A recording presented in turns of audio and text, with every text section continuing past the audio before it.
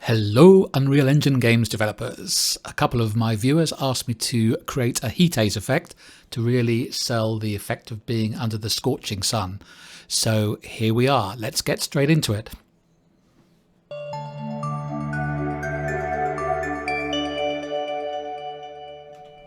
I'm going to show you two methods of creating this heat haze effect.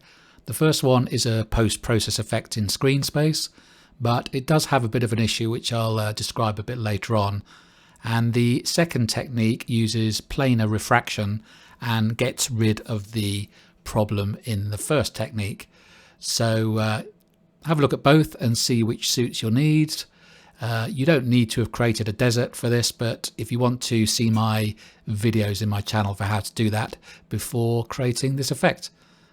Before we get started, I just want to increase the depth of field blur in my scene to help sell the heat haze effect. So go to your post-process volume, find the section on depth of field, and my settings here are a focal distance of 5000, and I'm going to increase the depth blur radius to 15 just to slightly blur the distant dunes a bit more.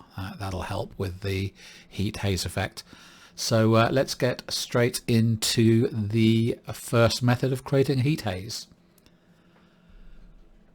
So this is a post-process effect that we're going to create. So it'll be acting on the screen space of the game rather than in the three-dimensional space. And it's a pretty nice effect, but it does have some issues which I will draw your attention to towards the end. And that's why I've also provided a second method, which you can skip to if you want. And that gets rid of some of the problems, or gets rid of all of the problems of the first one, but with a slightly different quality and feel to the heat haze. So first thing we need to do is create a material for our heat haze. So open up your materials folder. You haven't got one already, just create a materials folder, and in there right click and create a new material, and we're going to call it M Heat Haze PP for post-processing. And if you open that up, the first thing we need to do is set the material type. So this is going to be, as I said, a screen space or post-process effect. So in the material domain, change it to post-process, and all you have now as an attribute is the emissive color. So that is going to be the screen color there. So what we want to do is we want to take our screen and distort the UVs of the screen space with a bit of sort of time-based noise distortion. So let's work our way towards that. The first thing we need to plug into the emissive color is the actual screen that has been rendered from our three-dimensional elements. So in order to do that, if you do scene texture, and this scene texture has lots of different attributes, but the one we want is called post-process input 0. So that's the first input after all the post-process effects have been done, or before they've been done. I can never remember which, but it's the screen it's the screen layout, and then we'll plug that into the emissive color. Now what we want to do is we want to modify the UVs of the screen space in order to create some movement in or distortion over time. So to do that, first thing we'll do is get the texture coordinates. So do texture coordinate, and if you put that through a panner, that's going to do some movement at a various speed. Let's do, for the moment, change the speed of the Y, speed Y to 0.05. You can change this later if you want. And what we actually want to change is a texture. So if you do texture and do texture sample, you can pick, there's quite a few different textures you can pick from for this. Let's just give it a bit more space. But I'm going to use my old faithful, the tiling noise. You may need to check whether you can see the engine content. So if you go into your content drawer and settings here, just make sure you can show engine content, show plugin content, so we can see that. You may not be able to see the textures that I've chosen otherwise. So what I'm going to do is on my texture sample, under texture, I'm going to search for tiling, and I'm going to use this tiling noise, which I used in a previous video when I did the dust clouds. So difference this time is we're going to use this to move the UVs around. Okay, so we've now got some moving UVs via the panner, but they'll be moving far too fast for what we want to do at the moment. So take the red channel out because the UVs are only going to be on one channel, and we'll do a multiply and multiply by 0.01. So we're going to make this 100th of the size that it was before.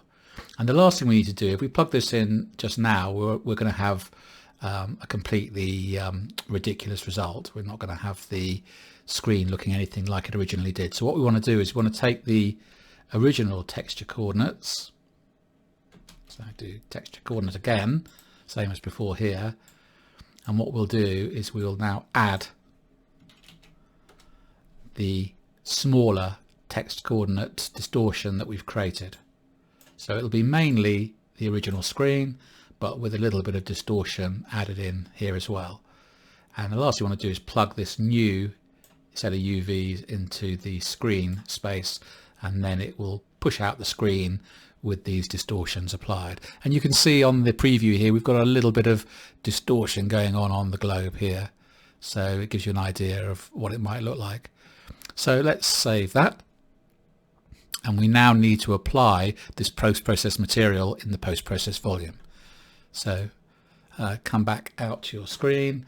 If you haven't already got a post-process volume in your scene, go to add and find them in here and drag it onto the scene, and also make sure that it is set to infinite extent unbound, so it covers your whole scene. Otherwise you won't see the distortion over the whole of the landscape. Once you've done that, what we need to do is search here for a render, and you'll see under rendering features we've got post-process materials. We haven't got anything in there at the moment, so add a new element, and under choose asset reference, and the last thing we want to do is to select the one we've just created. So start typing heat, and there's our M heat haze PP, and immediately, even in the editor, it will start to show. So you can see we've got a little bit of shimmering going on in the distance. We might be able to, we might want to increase the strength of that in a minute. Let's go into play. And you can see one of the issues also here, even though it's quite a mild effect, it's applying the heat haze everywhere, including the foreground. So even our mannequin has the heat haze applied, and really we want it only to apply in the middle to distant elements, although that's quite difficult to do with screen space effects. So let's change some of the parameters. Let's come out of here, go back into a heat haze material, and let's change the speeds here. Let's make this 0.05, this 0.1, and maybe we'll make this 0.02. And you can see now that it's got more of an effect in the preview. Yeah, and now you can see there's more of an effect. I've probably gone too far the other way now, but go into play mode.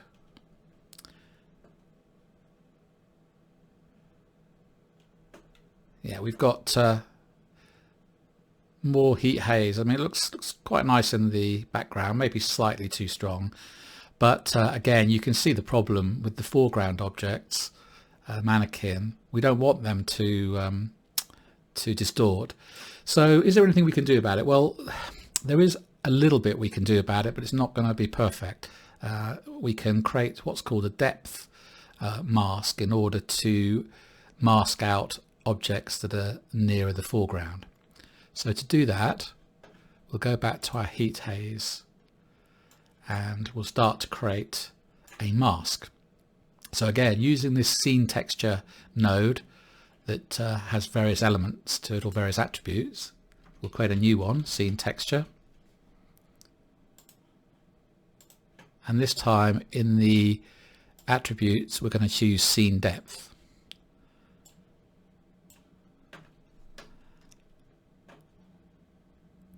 And from the scene depth,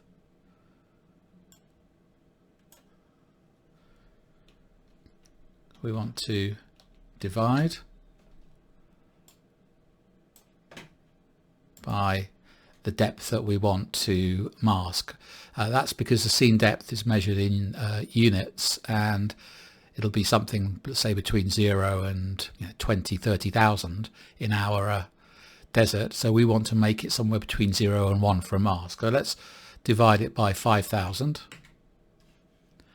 and then we will saturate it, which is a way of clamping it between 0 and 1. And just to see what it looks like, let's plug it into the emissive color. Okay, and go back to the main scene.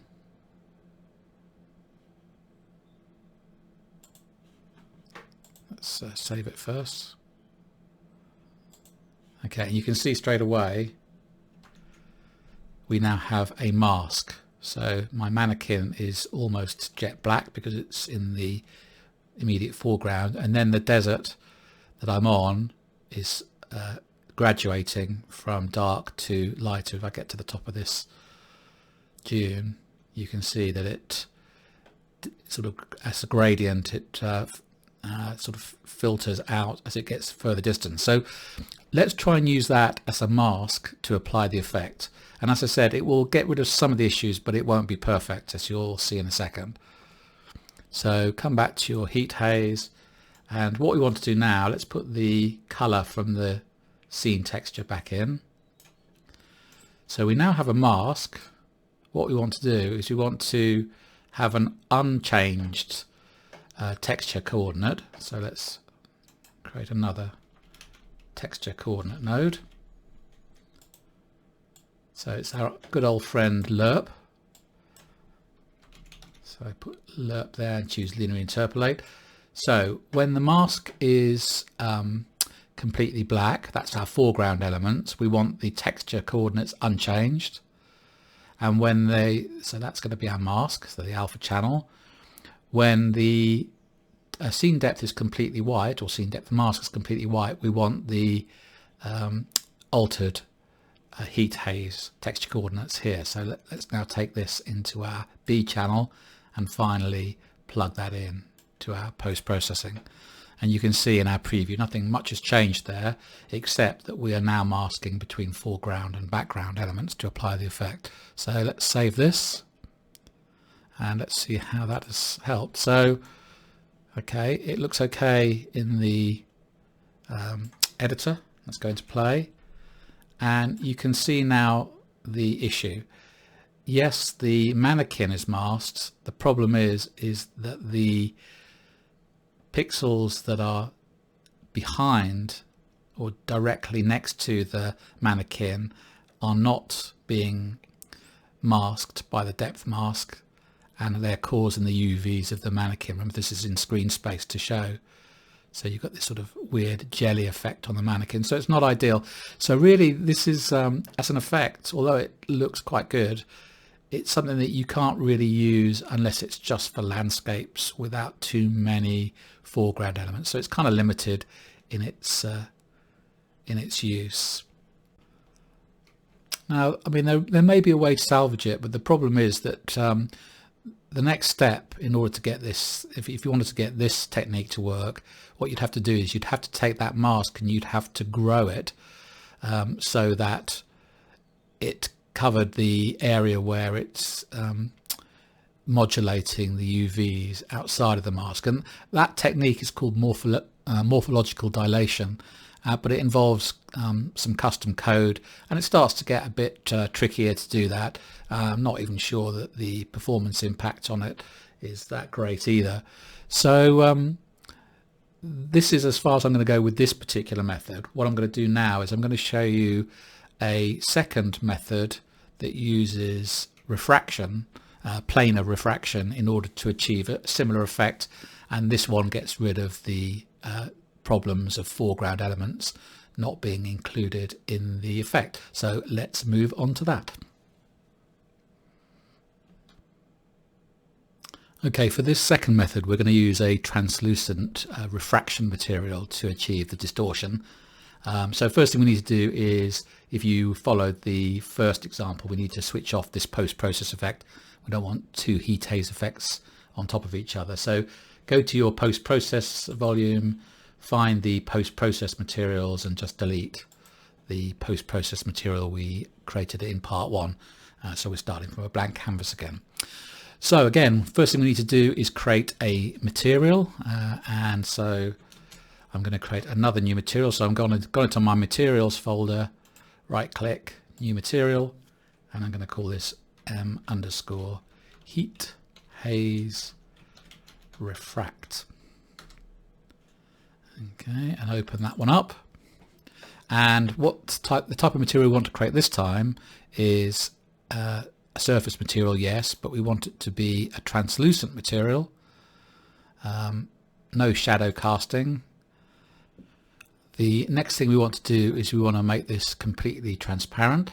So press 1 on your keyboard, left mouse click, and you'll have a scalar parameter of 0 here, which we're going to plug into the opacity, and you should see the black orb disappear in the preview. And the attribute we want to change is the refraction. So we want our refraction to distort in a similar way that we did the UVs before. So if you've still got your material open from the first method, what we can do is we can take the this section here, the texture coordinates up to the multiply, and just copy that and put that into this material. So you end up with the same thing, and I'll walk you through it just in case you skipped directly to this section and didn't do the first method. We're taking the texture coordinates, we're panning them, but we'll change this. We'll make this 0.1 on the X and 0 on the Y. We can change these later. We then run it through a noise sample. So the noise sample is what's getting modified. And then we're just going to multiply it before we put it into the refraction node. So the multiplication here we want to make much bigger. So we want to make multiplication 2. And let's plug that into the refraction. And we won't see anything in the preview, because what refraction does is just change the index of refraction at different elements along the plane that we're going to create. So it's really distorting what we see. Think of it like a glass window, and we're changing the sort of thickness and refractive qualities of different parts of that window. So let's save that. Leave it open though, so we can come back to it. So now what we're going to do is we're going to create a window to look through in order to see the distortion. This is going to be a very similar technique to what I showed you in an earlier video when we created a plane for a dust cloud. So we need to apply it to the character in our scene. So if you haven't already, make sure that you have a third-party character. So to do that, go into your browser, do add feature, and add the third-party content pack or third-party feature, and then you'll get the mannequin that you can control and run around. So just make sure you do that first of all, and then what we want to do is we want to find that third-party character so we can modify it. A way to do that is to go into your world settings.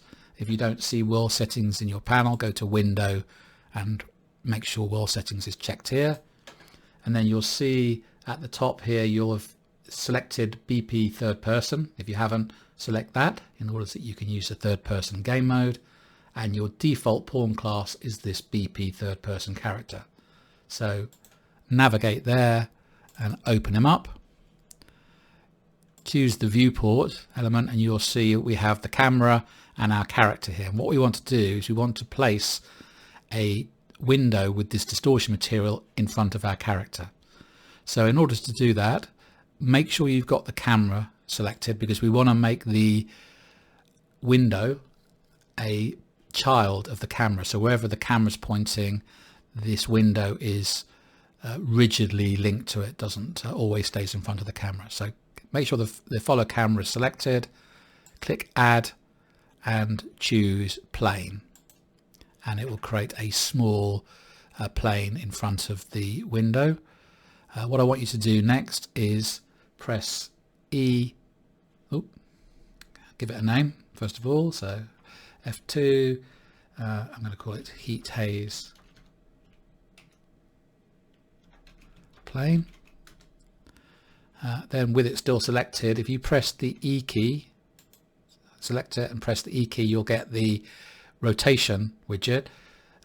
Make sure you've got snap to 10-degree elements there and just drag it up 90 degrees. So it's facing towards, let's move over there a bit. So it's facing towards the camera. You can see I've just rotated it 90 degrees up here. It should say 90 degrees on the y-axis here as well. You can just type that in if it's easier for you. And what we want to do now is move it in front of the character. So I'll show you the dimensions I'm using. If you go to this perspective mode and choose right, so we can see things in sort of orthographic view. If you now go back to your selector by pressing W on the keyboard, you can now drag this along, and I'm going to put it about 2 units in front of the character. So you see you've got four major units between the camera and the character, and then I've just dragged another couple here. And then I'm also going to scale it up. So at the moment it's a scale of 1 by 1, but that won't fill the camera now in that distance. So let's make it 15 by 15. And if I go back to perspective mode, you can see now I've got this big panel in front of the character. So that's fine at the moment, but it's not doing our refraction, and that's because we haven't applied our heat haze material to it. So the next thing I'm going to do is, with the heat haze plane still selected, go to the materials, search for heat and choose your heat haze refract, and you'll see now it goes transparent, and there might even be a little bit of flickering in here. That's a little bit of refraction going on in the editor here. Okay, and compile and save and go back to our desert level. Now you won't see anything in the editor because this is something that will only show when we're in play mode. So let's go into play, and you'll be distinctly underwhelmed and say, well, I can't see anything happening there. And that's because our heat haze plane at the moment is exactly parallel to the camera. And in order for some refraction to happen, it has to be at some angle to the camera, but not much of an angle. So the next thing we're going to do is go back to our material, go back to our third person character. Make sure you've got the heat haze plane selected, and instead of 90 degrees on the y-axis, just make it 91. So you're literally tilting it very slightly towards the character. Okay, compile and save. Go back to the level, go into play mode, and now can you see there is a slight movement there? And the nice thing about this is, because it's the planes in front of the character doesn't get affected. It's quite subtle at the moment, so we'll up some of the parameters here just to see if we can get a stronger effect. But you can see that it's definitely shimmering a bit in the background. In fact, let's do what we should do anyway and create a material instance so that we can change the parameters anytime in the editor. So come back out here again, go to your materials folder, right click on the Heat, Haze, Refract and create material instance. I'm going to call it MI, Heat, Haze, Refract. Do a save.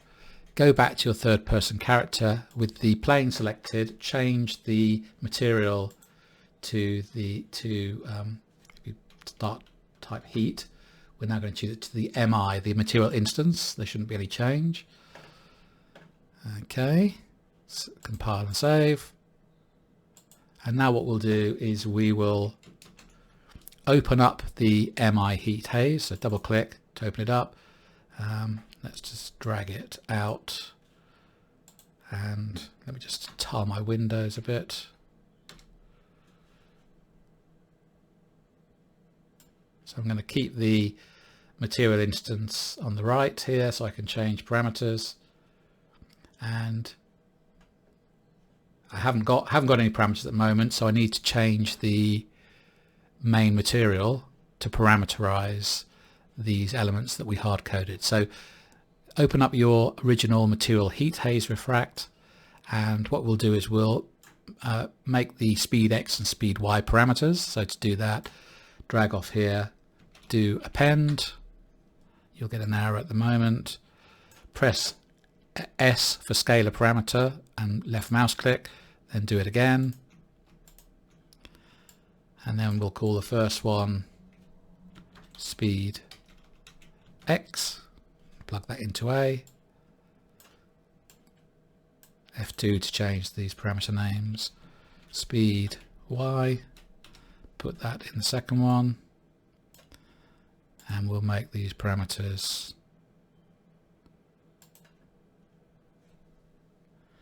0.5 on the X, nothing, 0 on the Y, and this multiply as well, let's make that a scalar parameter. So S, click, and let's call this one Heat, Haze, Intensity, and plug that in here and save.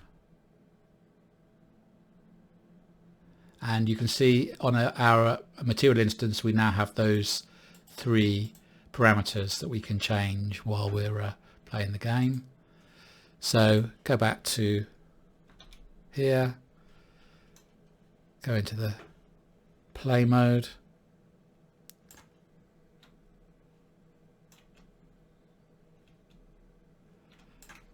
if you press Shift F1 it'll leave it playing, but we can go and change these parameters. So Heat, Haze, Intensity at the moment is 0, which is why we're not seeing anything. So if we make that 2, you can see that's what we had before. We can change speed as well, so we might want to make that 1. So that's a bit too fast. So I would say keep the speed on the low side. So I'll do a bit of panning on the y-axis as well, and then you can just play around with the strength of the effect, and you can see if we go back we've got much more distortion there now. So this is an effect that doesn't have the foreground issues of the first one. As always, I hope you found this tutorial useful. Stay subscribed for the next one, and I'll see you then. Bye for now.